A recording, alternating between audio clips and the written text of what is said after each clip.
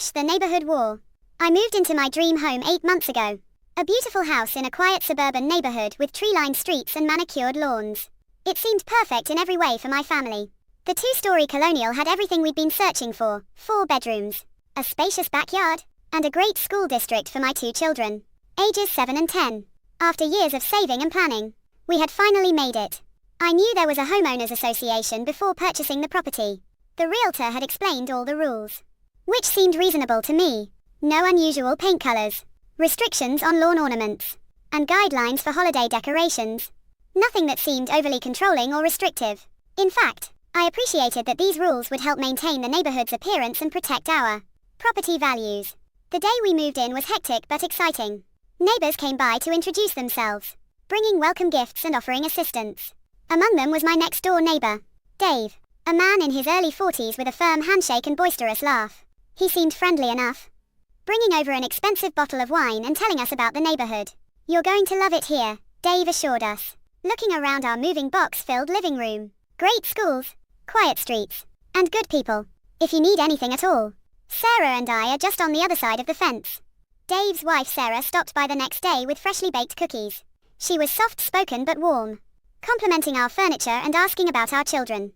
We discovered her kids were close in age to ours. They had an 8-year-old son and an 11-year-old daughter. I thought we might become friends, maybe even arrange playdates for the children. It seemed like we had lucked out with such welcoming neighbors. Everything was fine for the first few months. We settled into our new home, unpacked the last boxes, enrolled the kids in school, and started to feel like part of the community. Dave would wave from his yard when I was getting the mail. Sarah and I occasionally chatted about gardening when we were both outside. It was exactly the kind of neighborhood relationship I had hoped for, friendly but not intrusive. But then things began to change in subtle ways. It started one Saturday morning in early spring when I noticed Dave in his front yard with several large metal components.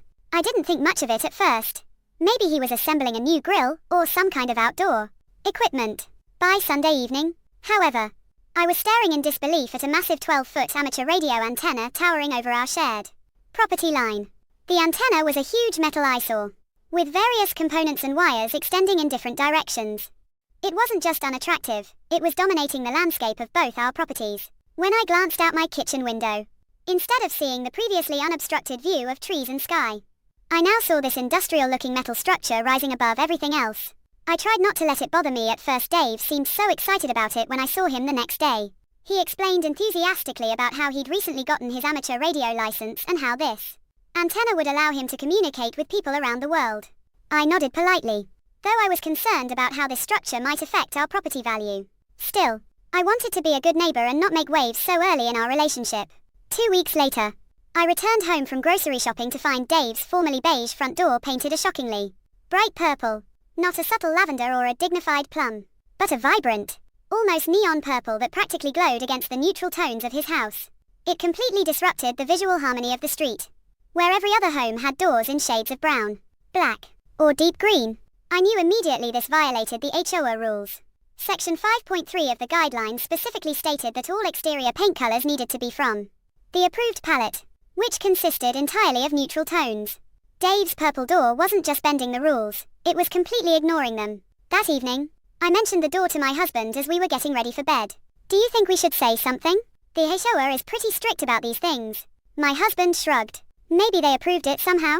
It's not really our business, is it?" Quote, "I wasn't so sure." The purple door bothered me more than I wanted to admit. It wasn't just about rules, it was about respect for the neighborhood aesthetic that everyone else was maintaining. But I decided to let it go for the moment. Maybe Dave had gotten special permission somehow.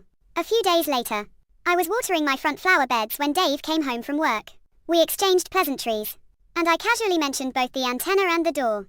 "The antenna is quite impressive," I said carefully, "and the door color is certainly unique. Did you get special approval from the HOA? I know they can be pretty strict about exterior modifications." Dave just laughed dismissively. "Those HOA bureaucrats, they're too busy counting their fee money to notice. Besides, what they don't know won't hurt them." He winked at me before adding, "I've always believed it's easier to ask forgiveness than permission." I was taken aback by his attitude but didn't push the issue. I didn't want to create tension with someone I'd have to live next to for years to come. Instead, I just smiled weakly and changed the subject to the upcoming school bake sale. But then, just 1 week later, I woke up to the sound of metal clanging and men's voices. When I looked out the window, I couldn't believe my eyes. Dave was installing a second antenna. Even taller and more complex than the first, this one had to be at least 15 feet high, with a rotating component at the top and additional metal extensions jutting out at various angles. At this point, I became genuinely concerned about our property value. My husband and I had invested everything we had in this house. It was our biggest financial asset and our children's home. The real estate market was competitive, and I knew that view obstruction and unattractive neighboring properties could significantly impact a home's sellability and value. For nearly 2 weeks, I debated what to do. I didn't want to be the stereotypical complaining neighbor, especially when we were still relatively new to the area. I considered talking to Dave again, but his dismissive response to my first inquiry didn't inspire confidence. I even researched amateur radio regulations to see if there were any legal restrictions on such large installations in residential areas. After much deliberation and several discussions with my husband, I finally decided to submit an anonymous complaint to the HOA about both violations, the antenna and the door. I carefully filled out the online form, detailing the issues without any emotional language, simply stating the facts about the violations of specific HOA guidelines. The HOA responded promptly, sending Dave a formal letter giving him 30 days to remove the antennas and repaint his door to air compliant color. I felt a mixture of relief and guilt when I saw the official-looking envelope in his mailbox. Part of me felt I was protecting our investment and neighborhood standards, while another part felt I should have tried harder to resolve this directly with Dave. 3 days after the letter arrived, my doorbell rang aggressively around 7:30 p.m. When I opened the door, I found myself face to face with a furious Dave. His face was flushed red, and he was clutching the HOA violation letter in his hand so tightly that it was crumpled. "Was this you?" he demanded, waving the paper in my face. "Did you report me to those HOA fascists?" Quote.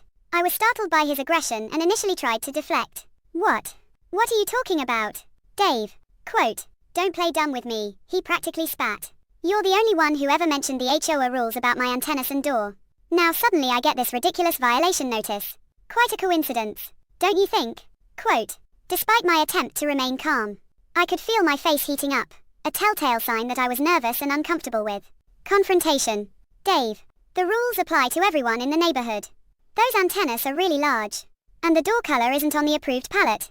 This only seemed to enrage him further. "So it was you. I can't believe this. We welcomed you to the neighborhood, and this is how you repay us, by running to tattle to the HOA like some kind of Karen." He practically shouted the last word, loud enough that I was sure other neighbors could hear. "Dave, please lower your voice," I said, becoming increasingly uncomfortable with his aggressive tone. "I'm just concerned about property values and..." He cut me off with a dismissive wave. "These antennas are for my ham radio hobby, which is actually protected by federal law. Did you even bother to research that before reporting me? And the door? That's expressing my family's individuality. What kind of fascist reports someone over door paint?" Quote. I tried to explain my perspective, that we all agreed to these standards when we purchased our homes. That consistency in appearance helps maintain neighborhood value. That the massive metal structures were visible from every window on that side of my house, but Dave wasn't interested in listening. "You've made an enemy today," he said ominously before turning to leave. "You have no idea what you've started." That night, I could barely sleep. Had I overreacted about the violations? Was there some federal law that protected those enormous antennas? Was I being unreasonable about the door color? But most of all, I worried about Dave's parting words. What did he mean that I had no idea what I'd started? I didn't have to wait long to find out. The very next weekend, I woke up to the sound of construction noise. Looking out my bedroom window, I saw Dave and 2 other men installing yet another antenna in his backyard, this one even larger than the previous 2. By the end of the day, there wasn't just 1 new antenna, but 3 additional ones, creating what looked like a small forest of metal towers rising from his property. But the antennas were just the beginning. The following week, Dave had painters over. I assumed he was complying with the HOA notice and repainting his door to an approved color. Instead, by the end of the day, his entire house was painted the same bright purple as the door, with large green polka dots scattered across the front. It was so outrageous that people driving by would actually slow down to stare. The HOA promptly sent another violation notice, this one with a larger fine attached. Dave seemed unfazed. In fact, he seemed to be actively escalating his rebellion against neighborhood standards. Next came the parking issue. Dave owned a large work truck with his contracting business logo emblazoned on the sides. Previously, he had always parked it in his driveway or garage. Now, he deliberately parked it on the street directly in front of our house every day. despite having ample space in front of his own property. This meant our visitors had nowhere convenient to park, and I had to stare at the back of his commercial truck from my living room window. The psychological warfare continued to escalate. Dave started mowing his lawn at precisely 7 a.m. on weekend mornings, right outside our bedroom window. The first time it happened, I assumed it was a one-time necessity due to his schedule. By the third consecutive weekend, the pattern was unmistakable. This was deliberate. The children became involved as well, which broke my heart. My daughter came home from school one day in tears. "Emma won't play with me anymore," she sobbed, referring to Dave's daughter who had previously been friendly. She said her parents told her that our family are fascists who don't believe in freedom. I was stunned. What kind of adults would put such ideas into children's heads and use them as pawns in a neighborhood dispute? This crossed a line I hadn't imagined Dave would cross. Throughout all of this, the HOA continued to issue violation notices and fines, which Dave apparently just paid while continuing his crusade against conformity. I learned from another neighbor that Dave had started referring to me as the HOA informant and the neighborhood Karen to anyone who would listen. The neighborhood began to divide into factions. Some residents, particularly those who had also had run-ins with the HOA in the past, seemed to view Dave as some kind of folk hero standing up against tyrannical rules. Others, especially those with homes near Dave's eyesore property, supported my position that rules existed for a reason and helped maintain standards everyone had agreed to. Last week, things escalated to a new level of public humiliation. Dave organized what he called an anti-HOA freedom barbecue in his front yard. Dozens of people attended, many of whom I'd never even seen in our neighborhood before. They played loud music, grilled on multiple barbecues set up on his lawn, and generally created a block party atmosphere, except this block party had a theme. And that theme was mocking HOA rules and, by extension, me. The most hurtful part was the large banner Dave hung between two trees in his front yard that read, "Karen Watch Headquarters," with a large arrow pointing directly at my house. Throughout the afternoon, I caught people looking toward our home and laughing. My children were too embarrassed to even play in our own yard. My husband, who had initially stayed somewhat neutral in the conflict, was finally pushed to his limit by the banner. "This has gone too far," he said, pacing our living room. "He's publicly humiliating our family now. Should we call the police? Is this harassment?" Quote, "The police, when called, were sympathetic but unhelpful. Since the party was on his property and ended before noise ordinance hours, and since the banner didn't explicitly name us, there wasn't much they could do. They suggested I document everything in case the situation escalated further, but otherwise recommended we try to work things out neighbor to neighbor." Work things out? Have you seen what he's done to his house? I asked the officer incredulously. He just shrugged apologetically. That evening, my husband suggested I should apologize to Dave, just to make peace. "Even if you don't think he did anything wrong, maybe just smooth things over for the sake of our sanity," he suggested. But I couldn't bring myself to do it. I hadn't created these HOA rules. I hadn't forced Dave to buy a home in a neighborhood with these restrictions. All I had done was report legitimate violations of standards we had all agreed to follow when purchasing our properties. Why should Dave get special treatment when everyone else followed the rules? 3 days later, Dave took things to a new and disturbing level. I woke up to find that he had placed a dozen garden gnomes along the property line between our houses.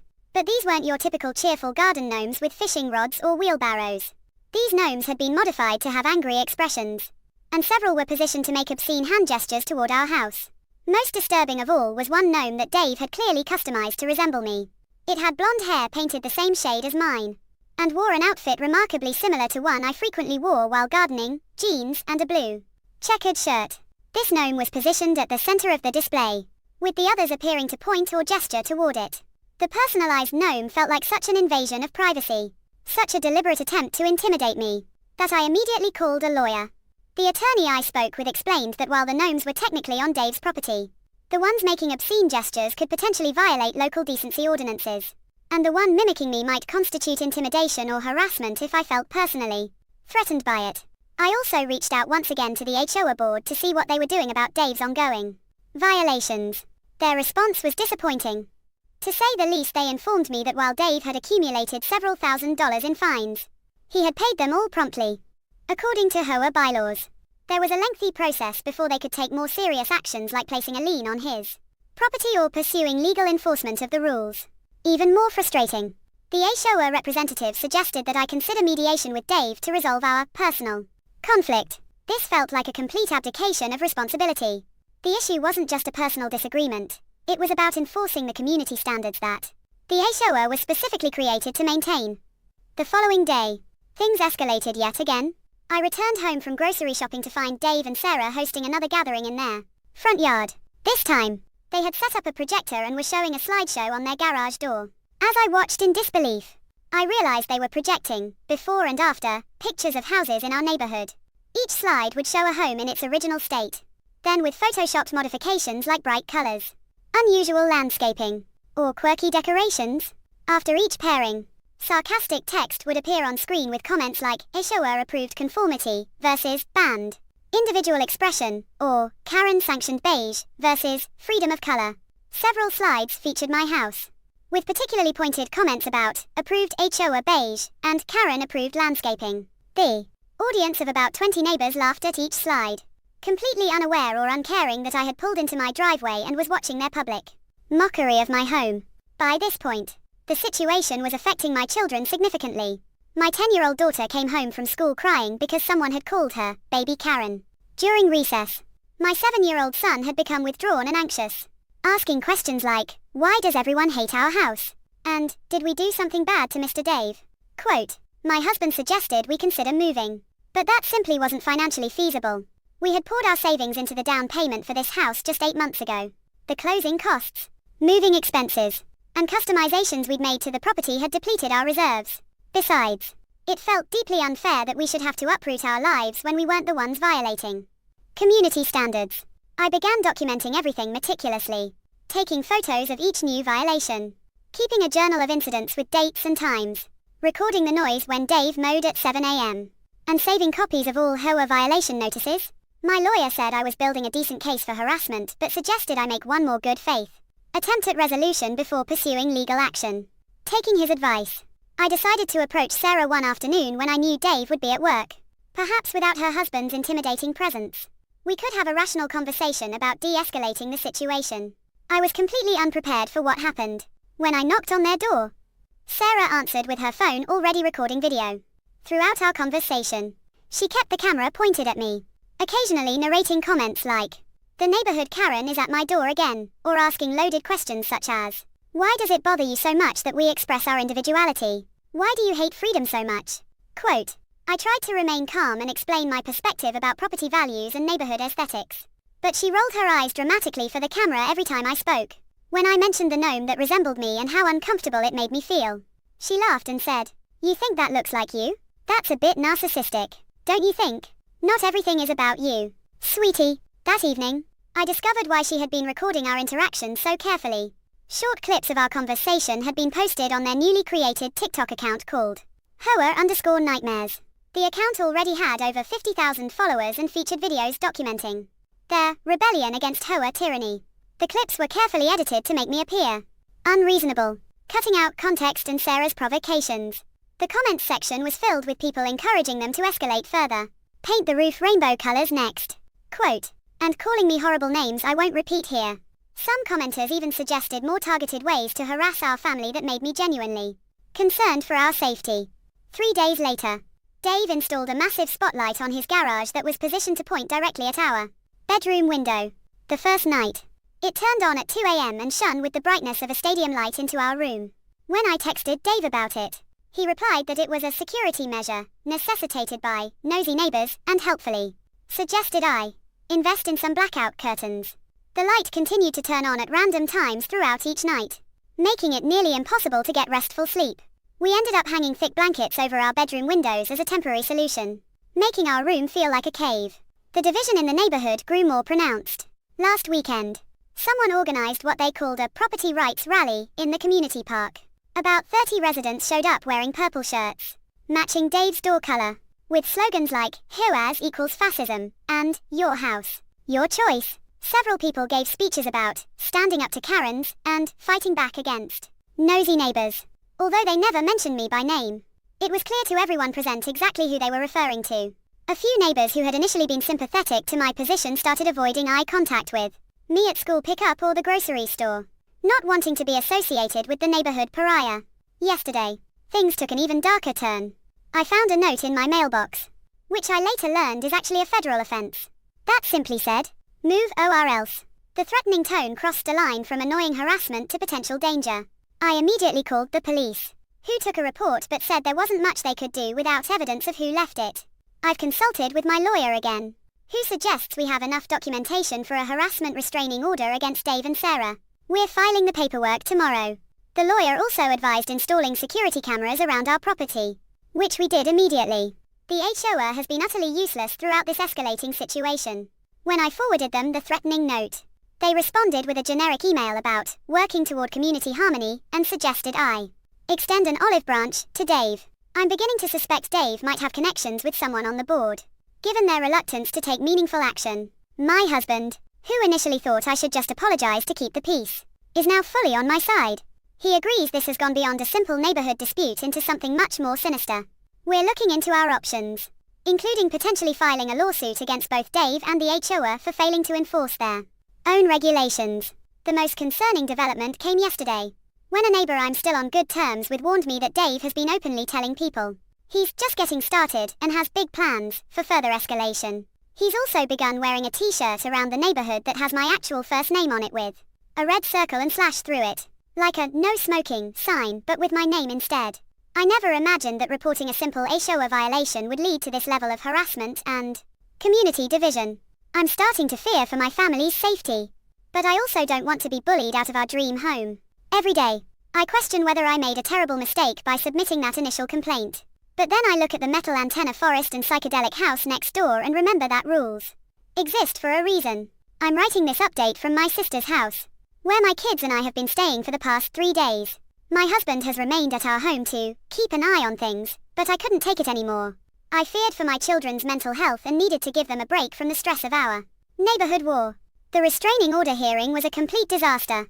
Dave showed up with a lawyer who apparently specializes in HOA disputes and property rights. He brought 15 neighbors as character witnesses, all wearing those purple shirts with anti-HOA slogans. Meanwhile, only 2 neighbors were brave enough to come support me. The judge seemed skeptical of my claims from the beginning. When Dave's lawyer presented a carefully edited compilation of social media posts and text messages, making it appear as though I had been the aggressor in the situation, the judge became even more dismissive of my concerns. The worst part was when they played a recording I had never heard before. Apparently, after one of Dave's early morning lawn mowing sessions, I had yelled something from my window about him being inconsiderate. In the recording, my voice is clearly audible saying, "Some of us are trying to sleep, you inconsiderate jerk." Dave's lawyer claimed this proved I was the one harassing him, not the other way around. The judge denied the restraining order, stating there was insufficient evidence of true harassment, and suggested this was merely a neighbor dispute that had gotten out of hand. He advised both parties to act like adults and find a way to coexist peacefully outside the courthouse. Dave and his supporters celebrated as if they'd won the Super Bowl. Dave spotted me leaving and shouted across the parking lot, "Hope you like purple, Karen. There's a lot more coming." Quote, that night, I discovered what he meant. Under cover of darkness, someone had splashed purple paint all over our mailbox and front steps. We called the police, who took yet another report but said without evidence of who did it, there wasn't much they could do. Our newly installed security cameras had been covered with black spray paint just before the vandalism occurred. The following day, we woke up to find our front yard filled with hundreds of plastic flamingos and garden gnomes. Not just a few. Our entire front yard was covered so densely you couldn't see the grass. Each gnome had a tiny sign saying, "Karen Patrol," or "Freedom Fighter." The flamingos were all painted bright purple to match Dave's house. When I went to drive my kids to school, I discovered both my car tires had been deflated. Not slashed, just deflated. I had to call an Uber while my husband dealt with the tires. That was the last straw for me. I packed some essentials and took the kids to my sister's house 30 minutes away. My husband stayed behind to clean up the mess and keep an eye on our property, though he drives to my sister's house at night to be with us. In a bizarre twist, the local newspaper caught wind of the situation and published a front-page article titled, "Suburban Warfare: How One Purple Door Divided a Community." The reporter reached out to me for comment, but I declined on my lawyer's advice. Dave, however, gave an extensive interview portraying himself as a champion of individual rights against HOA tyranny. The article included photos of his purple polka-dotted house and the flamingo-covered yard, which he claimed was performance art making a statement about conformity. I never imagined my suburban nightmare would become national news. But here we are. After my last update, the story was picked up by several major news outlets. And now camera crews regularly drive through our neighborhood hoping to capture the next Development in what they're calling the Purple House War. The HOA special hearing was an absolute circus.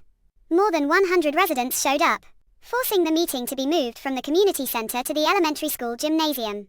People were literally wearing team jerseys, purple shirts for Team Dave and beige shirts for Team HOA. Someone was selling both options in the parking lot and apparently making a fortune. The HOA board looked completely overwhelmed as Dave presented his case. First, he brought in a constitutional lawyer who gave a 20-minute speech about property rights and the tyranny of conformity. He also brought in a licensed real estate appraiser who testified that unique homes like Dave's actually increase property values in some markets by making neighborhoods distinctive and desirable. When it was my turn to speak, I tried to focus on the harassment rather than the original violations. I presented a timeline of escalating behaviors, including the flamingos, the paint, the threatening note, and the spotlight aimed at our bedroom. I explained how my children were suffering and how we no longer felt safe in our own home. After 4 hours of testimony and debate, the HOA board announced they needed time to deliberate and would issue a decision within 72 hours. As everyone filed out of the gymnasium, a local TV reporter shoved a microphone in my face and asked how it felt to be the most hated Karen in America. I just pushed past her and rushed to my car, where I broke down crying. The next day, things took an unexpected turn. My doorbell rang, and when my husband answered, he found Sarah standing there alone. She asked if she could speak with me privately. Against my better judgment and my husband's objections, I agreed to talk to her in our backyard. Sarah looked exhausted. She revealed that she and Dave had been having serious marital problems long before we moved in, and his increasingly erratic behavior was putting a strain on their relationship. The purple door was actually the beginning of their problems. She hated it, but Dave insisted it was taking a stand. According to Sarah, Dave had become obsessed with fighting the system after losing a promotion at work to someone he felt was less qualified but played the corporate game better. The HOA battle had become his way of regaining control and feeling powerful. Most shocking of all, Sarah confessed that she was the one who had covered our security cameras with spray paint. She tearfully apologized, saying she'd felt pressured by Dave to participate in his escalating pranks to prove her loyalty. She claimed she had no idea about the deflated tires or threatening note and seemed genuinely concerned when I mentioned them. Sarah then made an unexpected offer. She would be willing to testify about Dave's harassment campaign at our upcoming civil court, hearing if I would agree not to press criminal charges against her for the camera vandalism. Before we could arrange this meeting, the HOA released their decision. Dave was being fined $100 per day for ongoing violations, but they would not pursue further enforcement actions like property liens or forced compliance. Their statement cited community division and complexity of federal regulations regarding amateur radio equipment as reasons for their limited response. It was essentially a surrender. Dave celebrated by installing a massive purple sign in his front yard reading, "Victory against tyranny," and hosting another front yard party that lasted until 2 a.m. despite noise ordinances. But the very next day, two unexpected developments changed everything. First, a certified letter arrived at our house from the FCC, Federal Communications Commission. Apparently, someone had reported Dave's amateur radio setup for inspection, and the FCC determined that several of his antennas were non-compliant with federal regulations and potentially causing harmful interference. The letter stated that he had 14 days to modify or remove the equipment or face federal penalties. Second, 3 men in suits showed up at Dave's house. From my kitchen window, I watched as they spoke with him for over an hour. Dave's demeanor changed visibly during the conversation, from confident and animated to slumped and nodding.